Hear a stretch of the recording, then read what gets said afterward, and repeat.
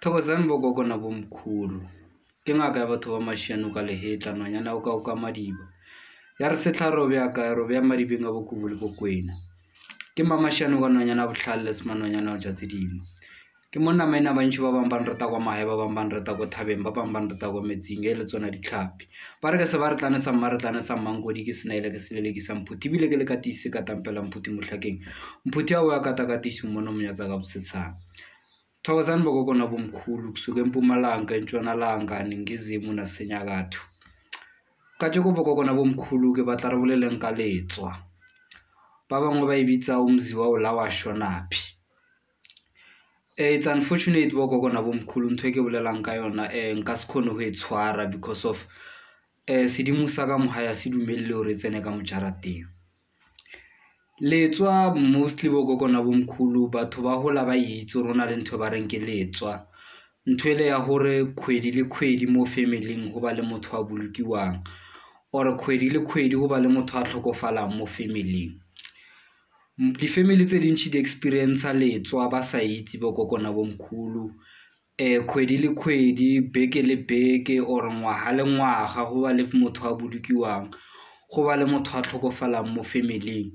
Ko ba bangwe ho na le bolwetse bo ileng hore bo fetsa family kore ka mo family ba fetsa ke bolwetse bo boane. Ntho e bogogo na bomkhulu ke letswa. Ba bangwe ba ibitsa umzi wa o la wa shonaphi iriwa ka setlhare se se bitswang umzi wa o la wa shonaphi. So bogogo na bomkhulu ho na le di-family tse ileng hore di believer hore ho bereka le bitla or ho bereka le stopo a se ntho e right or a ba believe le mo yona. Now the challenge e tlo ba mo ileng gore bjano ntho e ke bolelang ka yona ya hore ho fele family member di-family members ka tatelano ka lesole le tshwanang ka bolwetse bo bo tshwanang ka ngwaga ka o latelana ka dikhwedi ka o latelana. Ntho e iriwa ko mabitleng a di-family tsa lona bogogo na bomkhulu. Ho na le batho ba ileng hore ba tsamaya ba yo khanda letswa ba yo etsa letswa ko mabitleng a di-family tsa lona hore le fele ka o latelana ka family. O mollo o mongwe e leng hore o tlhobane le family eo he o kry-e le hore a wa tiisiwa e tsena le mo wena la fela bogogo na bomkhulu. So ke ntho e ne ke batlang hore bolele ka yona bogogo na bomkhulu.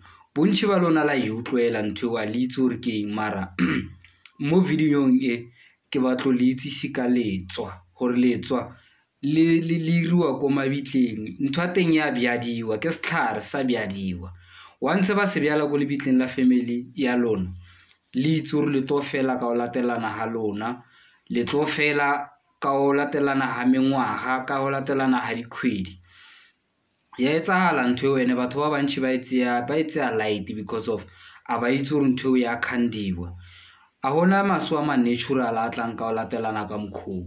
Le itse hore le khandetswe letswa ba le tlhometse letswa bogogo na bomkhulu. So it's important o bereka le bitla.